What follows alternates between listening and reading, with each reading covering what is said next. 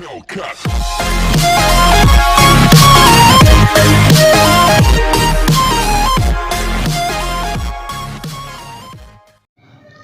Students, I am Saloni and welcome back to the channel Diamond Star. और आज हम इस वीडियो में पढ़ने वाले हैं स्टाफिंग। आइए इस वीडियो को स्टार्ट करते हैं। आइए जानते हैं कि स्टाफिंग की डेफिनेशन क्या है।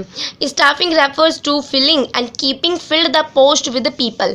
स्टाफिंग का मतलब है कि जो हमने पोस्ट बनाई है उन पर पीपल को मींस एम्प्लॉयज़ को रिक्रूट करना। जो भी हमने प्लानिंग करी, ऑर्गेनाइजिंग करी, उसमें हमने अलग अलग डिपार्टमेंट बनाए। अब अलग अलग डिपार्टमेंट को रन करने के लिए हमें कुछ पर्सन्स चाहिए जो वहाँ पर काम करेंगे। हमने कुछ पोस्ट बनाई हैं कि भाई ये हमारे मैनेजर की पोस्ट है, ये हमारे एम्प्लॉयज़ हैं, ये हमारे सुपरवाइजर हैं। अब हमने पोस्ट तो बना ली, लेकिन काम अपने आप नहीं होगा, हमें उन पर किसी न किसी को रिक्रूट करना पड़ेगा।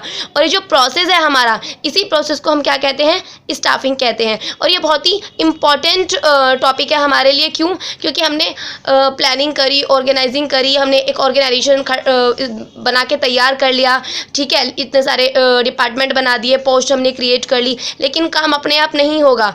स्टाफिंग हमें करनी पड़ेगी, एम्प्लॉयज़ को रिक्रूट करना पड़ेगा। अगर हम एम्प्लॉयज़ को रिक्रूट नहीं करेंगे तो काम अपने आप नहीं होगा। और ये इम्पॉर्टेंट इसलिए है कि अगर हम स्टाफिंग प्रोसेस में कहीं पर भी अगर हमसे कोई गलती हो जाती है एम्प्लॉयज़ को रिक्रूट करने में, और हम गलत टाइप के एम्प्लॉयज़ को रिक्रूट कर लेते हैं, तो इसका नुकसान भी हमें ही होगा, क्योंकि वो हमारा काम, हमारे ऑर्गेनाइजेशन का काम खराब होगा। सो इसीलिए एम्प्लॉयज़ को रिक्रूट करते वक्त हमें ध्यान में रखना चाहिए कि हमें किस टाइप के एम्प्लॉयज़ की ज़रूरत है। आगे बढ़ते हैं स्टाफिंग के फीचर्स की ओर। तो पहला फीचर है हमारा रिलेटेड टू ह्यूमन बींग्स। जो हमारा स्टाफिंग का जो फीचर है, सबसे पहला फीचर ये है कि ये ह्यूमन बींग से रिलेटेड है। ह्यूमन बींग से रिलेटेड क्यों है? क्योंकि भाई हम इसमें हमने प्लानिंग करी, ऑर्गेनाइजिंग करी। प्लानिंग और ऑर्गेनाइजिंग में क्या था? पेपर वर्क था। प्लानिंग में हम क्या सोच रहे हैं, क्या नहीं सोच रहे हैं, हमें डॉक्यूमेंट्स बनाने हैं। लेकिन यहाँ पर हम किस चीज़ से रिलेटेड काम कर रहे हैं? ह्यूमन बींग से, क्योंकि हम ह्यूमन बींग्स को रिक्रूट करेंगे।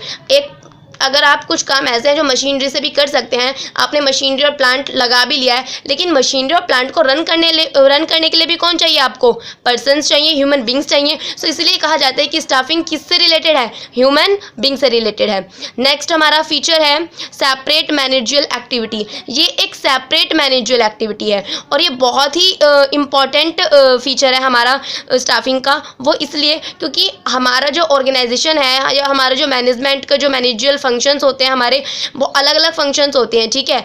लेकिन जो स्टाफिंग है ये एक किसी मेजर पार्ट का फंक्शन नहीं है, बल्कि ये खुद ही एक बहुत बड़ा मेजर पार्ट है। मैं पहले भी बता चुकी हूँ, ये मेजर पार्ट इसलिए है कि हम इसमें एम्प्लॉयज़ को रिक्रूट कर रहे हैं जिसके थ्रू काम होगा। अब जिसके थ्रू काम होगा उससे रिलेटेड जो हमारा प्रोसेस है स्टाफिंग, वो बहुत ही ज़्यादा इंपॉर्टेंट है। बिकॉज अगर इसमें हमने कोई मिस्टेक कर दी अपने एम्प्लॉयज़ को रिक्रूट करने में, सो हमारा ही नुकसान है, काम गलत हो सकता है या फिर हमें ही लॉस होगा।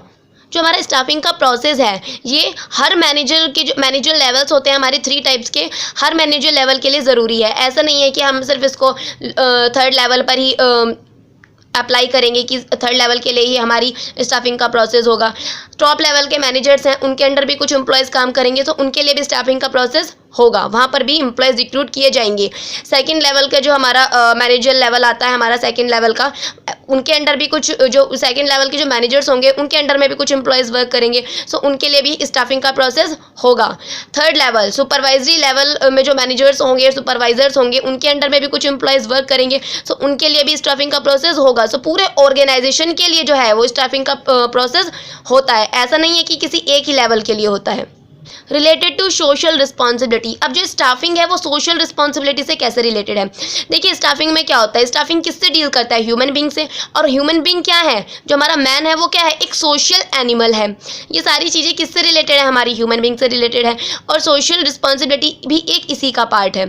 सोशल रिस्पॉन्सिबिलिटी एक इसी का पार्ट क्यों है? क्योंकि देखिए जो हमारे एम्प्लॉयज़ वर्क कर रहे हैं वो हमारे कहाँ से आ रहे हैं, हम कहाँ से लेके आ रहे हैं? उनको अपनी सोसाइटी से लेके आ रहे हैं। सो उनके लिए भी कुछ हमारी रिस्पॉन्सिबिलिटीज़ हैं जिनको हमें पूरा करना पड़ेगा कि भाई हम सही तरीके से रिक्रूटमेंट करें, अच्छे तरीके से सिलेक्शन करें, बिना किसी भेदभाव के टाइम पर उनको प्रमोशन करें ताकि उनको भी सेटिस्फेक्शन मिले। सो ये भी क्या है? एक हमारी सोशल रिस्पॉन्सिबिलिटी ही है।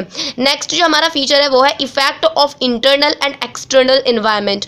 जो हमारा स्टाफिंग का प्रोसेस है, इस इंटरनल इन्वायरमेंट से भी अफेक्ट होता है और एक्सटर्नल इन्वायरमेंट से भी अफेक्ट होता है। वो कैसे? देखिए, इंटरनल इन्वायरमेंट के थ्रू हम बहुत तरीके से एम्प्लॉयज़ को रिक्रूट कर सकते हैं या नई नई पॉलिसीज़ बना सकते हैं। इंटरनल में क्या होता है, जो ऑर्गेनाइजेशन के अंदर का जो इन्वायरमेंट है उसे इंटरनल इन्वायरमेंट कहते हैं। सो हम अपने जो हमारे एम्प्लॉयज़ हैं उनको सेटिस्फाई करने के लिए हम न्यू अलग अलग पॉलिसी बना सकते हैं। Promotion policy, demotion policy, transfer policy, जिसके अच्छे से वो अच्छा काम कर सकें। या हम ट्रांसफ़र पॉलिसी हम क्यों बनाते हैं कि भाई एक डिपार्टमेंट में बहुत सारे एम्प्लॉयज़ हैं, दूसरे डिपार्टमेंट में एम्प्लॉयज़ हैं ही नहीं, तो हम यहाँ से एक डिपार्टमेंट से जो ज़्यादा एम्प्लॉयज़ हैं वहाँ से हटा के दूसरे डिपार्टमेंट में जहाँ पर कम है एम्प्लॉयज़ वहाँ पर हम उनको ट्रांसफ़र कर दें।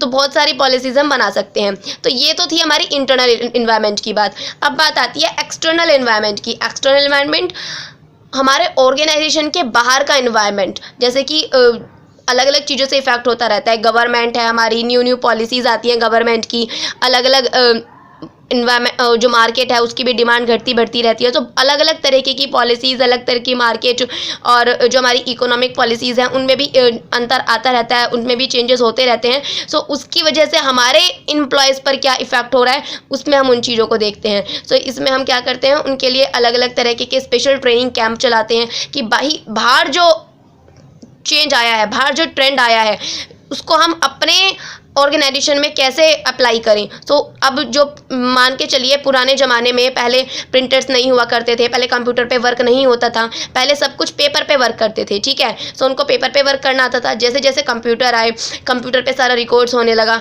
लेकिन जो हमारी न्यू जनरेशन है वो तो इस चीज़ को सीख लेगी, लेकिन जो हमारे पुराने एम्प्लॉयज़ हैं उनका क्या होगा? तो हमें उनको हटाने की जगह उनको स्पेशल ट्रेनिंग कैंप देने चाहिए। तो ट्रेनिंग कैंप देंगे तो उनको भी वो चीज़ आ जाएगी। लेकिन ये किस चीज़ से रिलेटेड था? एक्सटर्नल इन्वायरमेंट से। ट्रेंड कहाँ आया? एक्सटर्नल इन्वायरमेंट में। अगर मान लीजिए हमने कह दिया कि भाई हम जो ये ट्रेंड आया है कंप्यूटर पे रिकॉर्ड करने का वर्क को, हम इसको नहीं अपनाएंगे। सो बाहर तो एक्सटर्नल इन्वायरमेंट में तो ये ट्रेंड चल रहा है, लेकिन आपने अपने आप को एक्सटर्नल इन्वायरमेंट के अकॉर्डिंग चेंज नहीं किया तो आपको ही लॉस होगा, क्योंकि आपको ज़्यादा टाइम लगेगा उस काम को करने में। सो आपको बाहर के एक्सटर्नल इन्वायरमेंट के साथ भी अपने आप को चेंज करना है। तो एम्प्लॉयज़ कैसे एडजस्ट कर पाएंगे इस चीज़ के साथ? तो आपको बहुत सारी पॉलिसीज़ बनानी पड़ेंगी, उनको स्पेशल ट्रेनिंग कैंप देने पड़ेंगे, उनको प्रमोशन करना पड़ेगा, अलग से उनके लिए ट्रेनर लाने पड़ेंगे। तो ये सारी चीज़ें क्या हैं, हमारे स्टाफिंग प्रोसेस के फीचर्स हैं। सो आई होप स्टूडेंट आपको ये टॉपिक समझ में आ गया होगा। फिर भी अगर आपको कोई प्रॉब्लम है, कोई डाउट है, तो आप हमें कमेंट बॉक्स में कमेंट कर सकते हैं और हमें फीडबैक देते रहें। अगर आपको ये वीडियो पसंद आया हो तो इसको लाइक करना ना भूलें और हमारे चैनल को हमें सपोर्ट करने के लिए सब्सक्राइब जरूर करें। फिर मिलेंगे एक नेक्स्ट वीडियो में, तब तक के लिए थैंक्स।